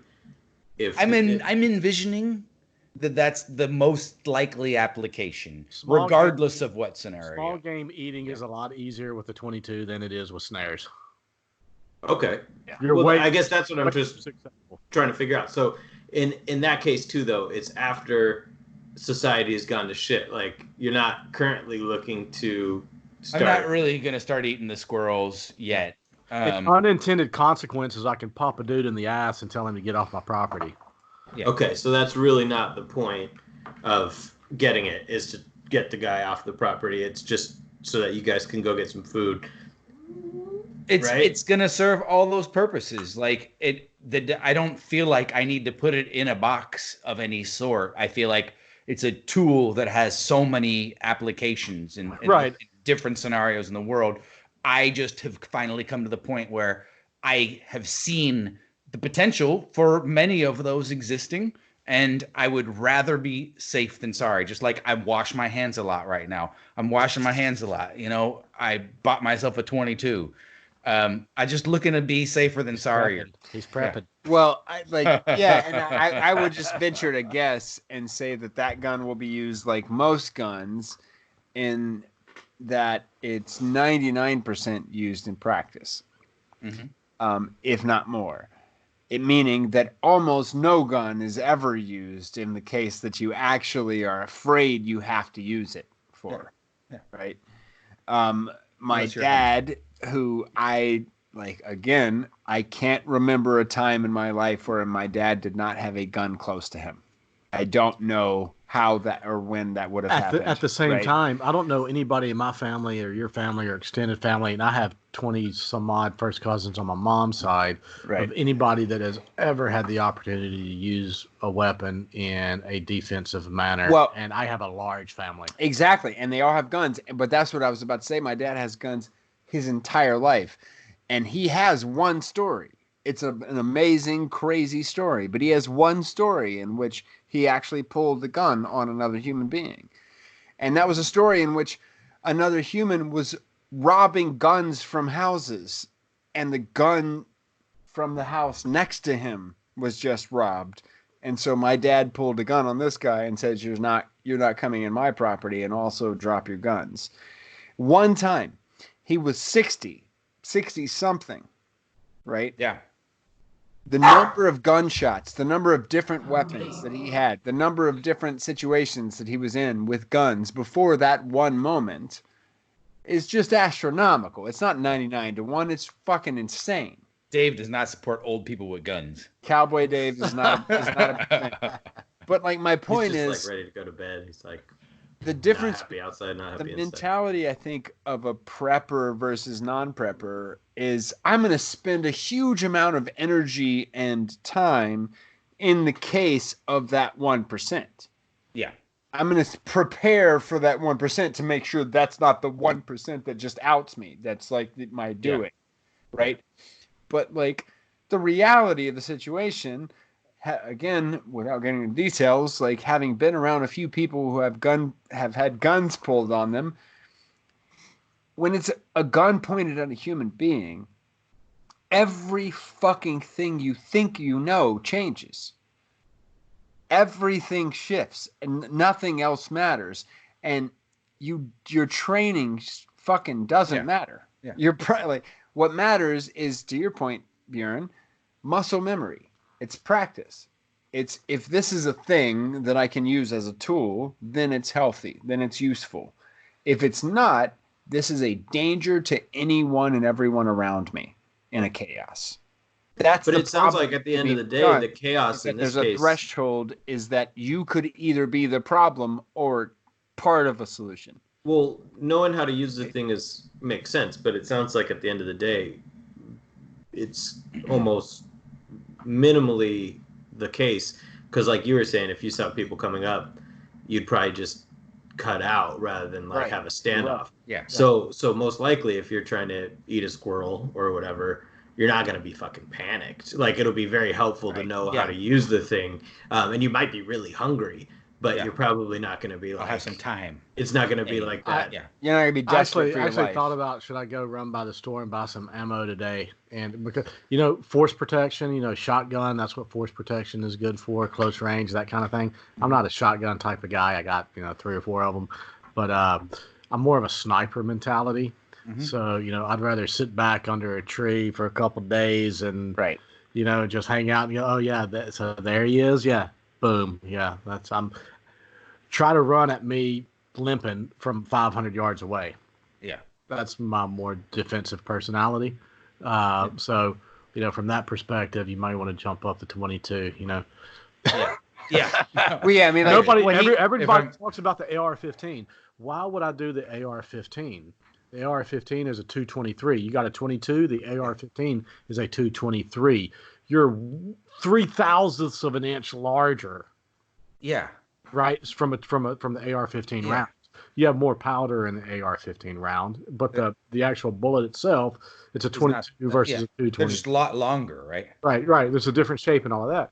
Yeah. But go for the AR-10, man. The AR-10 is the 308. That's the 30 caliber. The Western, the Western 30-30 or the 30-06 is the 30 caliber round from 1906 that set the pace for 30-06 is one of the best rounds ever created. Yeah. Right. The 308 is the newer NATO round. The 223 is also a NATO round when you go to millimeters instead of inches. But the AR-10, man, is a much better weapon. So I just want to present something in the area in the context of the self-defense conversation. More expensive to shoot though. That it is actually not legal for a U.S. citizen to buy this technology, but this technology has existed for at least 20 years, as far as I know. Automatic rifles that shoot pepper spray bullets. Can't do that in California. You crazy? Exactly. You can own an arsenal of all kinds of other guns, but you are not allowed to have an automatic rifle that sprays pepper spray non-lethal bullets. But don't you think that in a situation where you are panicked and you have a gun in your hand, that as fast as you can flip your finger, it's going to shoot non-lethal packages of little bursts of pepper spray, just cayenne pepper sprayed into the air, right? Times 1,000. It's not, it's bad. It's not going to kill you. No matter who this intruder is, if it turns out to be your grandma or someone actually bad, the worst case scenario is non-lethal, but you can spray them as fast as you want and create a cloud. That, it turns out, is illegal. So you're going to get me on the dark web, is what you're saying? But wait a second. Why? Because you're speaking at it from a defensive perspective. Why? You're not talking about it from an offensive perspective. If I can walk into a liquor store and have fully automatic pepper spray, I'll take this bottle, I'll take that bottle, I didn't assault you with a deadly weapon either. Kill you and tell me how that's different from walking into a liquor store with an AK-47. You're gonna go to jail because you don't it's a lethal they weapon. They are both weapons. You are going to go lethal. To prison. You just made the point of it being to go to prison. So, but that point is, I don't even have to use it, and it's illegal. With the pepper spray, I'm not killing, but I'm still being offensive with it. Offensive or offensive? Because when I'm being offensive with it, then it creates problems, right? I don't know that in California I can walk in with a can of bear spray. But that's the same. Like, how is that different from a shotgun? If I'm being offensive with a shotgun, that's a problem. Because it's intermittent versus continuous. But I mean, like, that's like if I buy a Glock, that's legal, and if I'm being offensive with it, that's bad. That's obviously, illegal. Yeah, right. Yeah. So why is it illegal for me to own a non-lethal thing that I can be? I feel like you just found your calling. You need to make this. Start a super PAC. If only one of the founders was from the Amazon rainforest and had the poison dart frog, then that would be the Second Amendment, and that would be solved. Exactly. We'd all be allowed to have poison frogs and the darts to use with them. Or chemically, they may be the same, so why not super high capsaicin? There you go. Exactly. I just think it's like... Except I think you can get high if you lick the frogs right. And I don't think the same effect happens. We're not talking about the same frogs. The juice may look the same, but it's different. Yeah. Well, I mean, the one thing about, so when I took this certification class, this is interesting, Rob, you'll find this curious. It's a mandate by Washington State regulatory code that I take this farce of a class, I must admit, online, free, to become a certified gun owner. Oh, okay. And they wanted to make the 4 points to you of know what you're shooting at. Don't put your finger on the trigger unless you are going to pull it. Don't aim it at anything unless you're trying to shoot that. And treat the gun, regardless of what you think, like it's loaded all the time. So you think about those 4 factors and then hiding it from babies. And that's what they want you to sign off on. But in order for them to pass that information on to you, you have to click. That's not a bad checklist. No, it's very straightforward. From a basic 101 gun safety standpoint, that's okay. Yeah, it sounds terrible. That's a longer list than I was given. Love it. Like I get that that's important. The way that it's done is because that's all we're asking. Just putting that on the screen and then giving me a certificate is appropriate. But of course, alongside of it, because it's done by a private organization, comes a whole bunch of other stuff. So on the first page, it's got this picture of this guy from Vancouver, Washington at his gun store. And he's got all these guns, and he's stoked about this shit he's gonna get you to print for him. And he wants to show you YouTube videos that he and his people have put together on every tile as you move through. By the second sentence, there's a line about and respecting your Second Amendment right and holding it dear to your heart. Da, da, da, da. If you'd like to learn a little history about the Second Amendment, we've put together this thing here. There's, like I said, there's 20 pages. By the 15th page, now they've taught me the 4 rules. I haven't watched any videos. This has taken 45 seconds so far.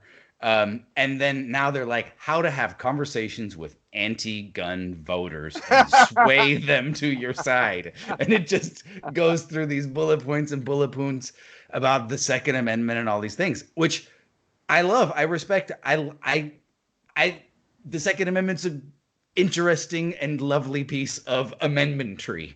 So however, the tyranny objection thing, which is central to it, and the part that I support the most about the Second Amendment, that verbiage about fighting back against tyranny, is Cowboy Dave. Exactly the seemingly most non-overcomable obstacle when we're faced with a federal government that has B-2s, Trident submarines, F-35s, and drones, and okay, we get to have some rifles, but but to some degree, 300 million versus 20,000. Even if you got all that fancy shit, if I got 100 million people with 22s in the woods, it's going to take a while. We probably got a shot, right? Yeah. But I got a different. It's going to be 15. I got a maybe. different question for you because you talked about training, right? So one of the things I do health and safety is also train. So one day I could be training nurses and doctors. The next day I'm training construction workers. Yeah. And we talk about injury and illnesses and health and safety and all this jazz. But question for you. One of the things that we're supposed to do is complete all trainings. And one of the hardest things today when we're an instructor and you're training is this kind of thing, which we're talking about cell phones and people in class that are doing other things besides listening to the training.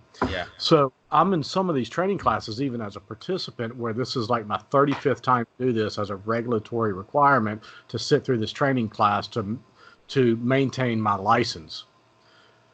But when people are asked basic questions in those environments, repeat trainings, they can't answer them because for the last 25 years, they've spent time in training class doing this and doing something else. So they can't answer fundamental questions.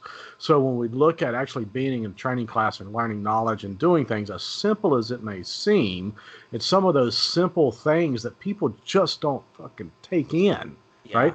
I'm a proponent of show me where it says that when I get to this level of talking about stuff to understand where people are coming from.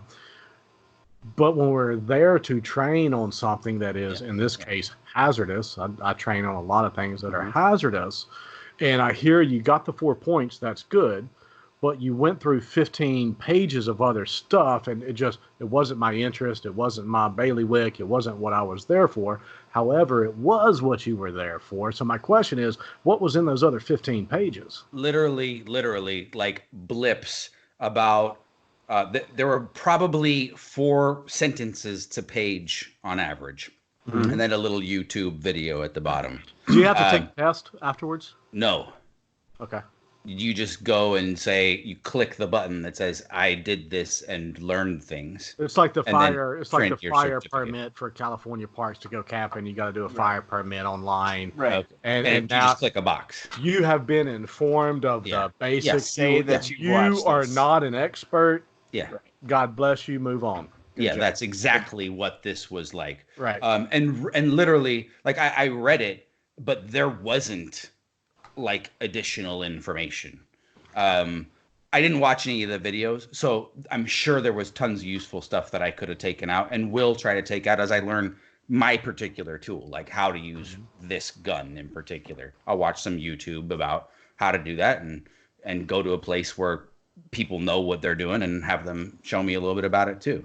But like on this, and this is why I called it such a joke when I came out with it, it was so more engineered to talk, like there was more verbiage about talking to anti-gun voters.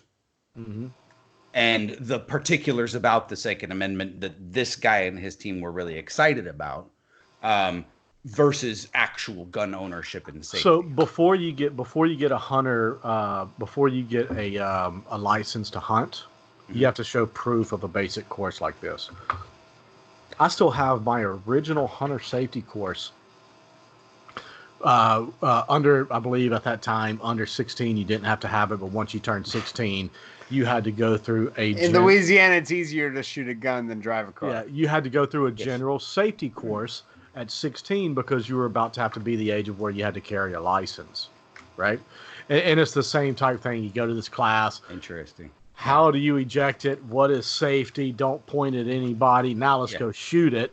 And you would actually go out and you would shoot skeet or something like that. And actually get hands-on is what we would call that type training, hands-on training. So what I hear from you is you've had some classroom study, but you have not had hands-on training yet. Not with my 22, no. Correct. So have you bought targets yet?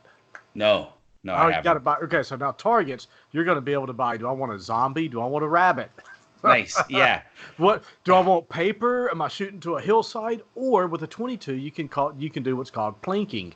You can get these steel metal targets, whether it's a circle or something like that. Yeah. And when the 22 ball hits it, the bullet hits it, it plinks it. It'll move it. Yeah. Right. But the feet per second that it hits it with, it's a steel plate and it's called plinking. Spins it. Because doesn't even spin it. But plinking because of the sound, plink, plink, plink, plink, plink, plink. So the next thing is what we did when we were little is we would have beer cans. Mm-hmm. To tell you how we grew up, when it was time to shoot fireworks on 4th of July, our uncles would show up with fireworks, and in the 1970s, they would hand us cigarettes to keep lit to light fireworks. As a 10-year-old in 85 or 84, instead of the punks, which are the incense burners where you light fireworks, we would have freaking Marlboros. Just don't inhale, kids. Yeah. Wow, man. So the Welcome to the South, boys. The next stage is targets. You got to find some targets. Yeah, I got to set up some targets.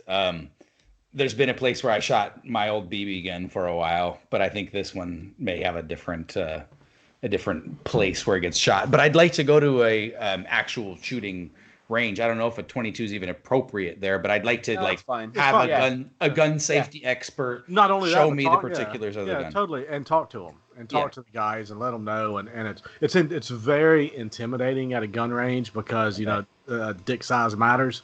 Yeah. And you got this heavy loads coming in and you're walking in with a 22 and all this kind of stuff. But yeah, just talk to the range master. It's a very controlled environment.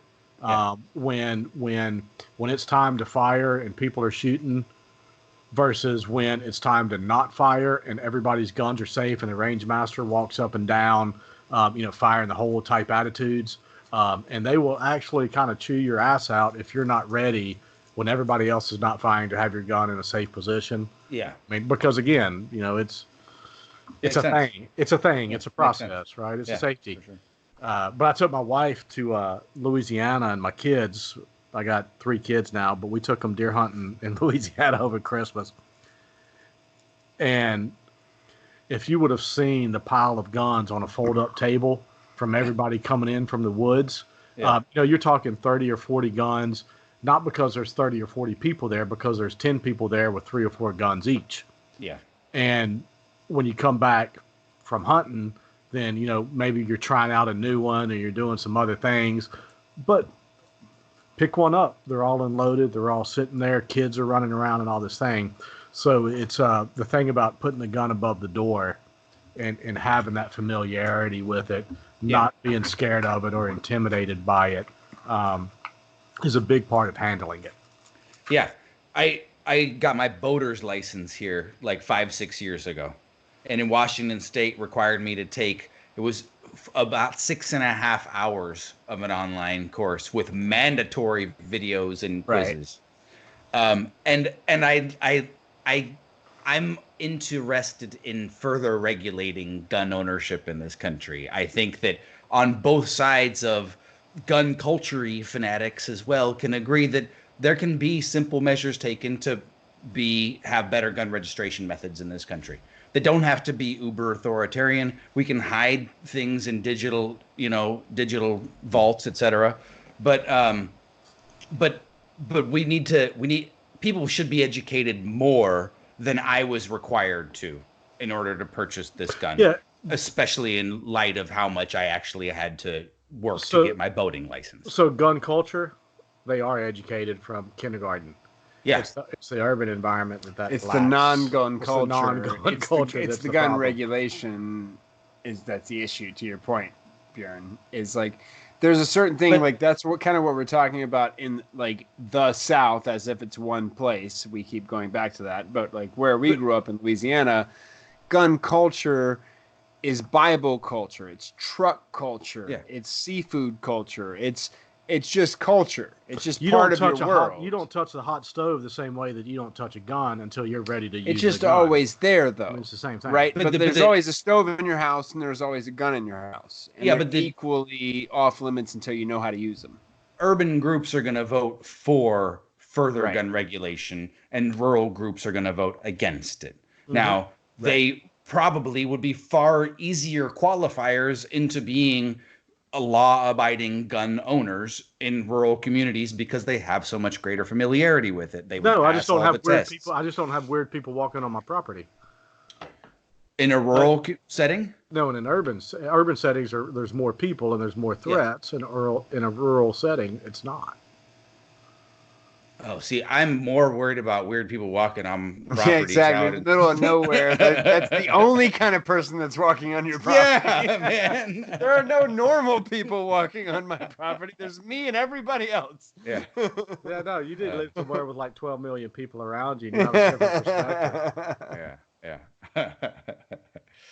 All right. Well, I understand you guys got to wrap up. So I appreciate your hanging with us so far. I didn't mean to drag you into it, Bjorn. I was fascinated by the new news. No, I'm happy to talk about it. I'm super psyched to be able to shoot with you soon. Can I rattle off a couple of statistics? Have y'all been to worldometersinfo.com or worldometers.info? No. World, the letter O, meters, plural.info. Okay. Today we have 126,369 cases of coronavirus, 4,633 deaths with 68,304 recovered. If you actually go to this World of Meter thing, it breaks down statistics all over the place. Cool. It'll tell you that a person in Japan at the age of 60 on day 1 had a fever, day 3 had a cough, day 10 died. And it gives examples of what everything is happening. Huh. It gives linear logarithmic scales of disease and disease tracking and disease. It's a terrible website to visit for lunch. It's a terrible website to visit in your break. I would disagree. Because I do agree because you sent me that for lunch, and I was like, what did you do for lunch? This, what did you do for lunch? You sat there. I don't want to You punched on every graph. Now I will only eat bananas. Because everything else is contaminated. But you punched on every graph. Jesus you looked Christ. at every statistic. It's terrifying. You went through everything to understand. Yeah, it's awful. To understand the all problem. I saw is fucked. Yeah. I saw we're all fucked. So click on the coronavirus part of World of Info. Get some stats and.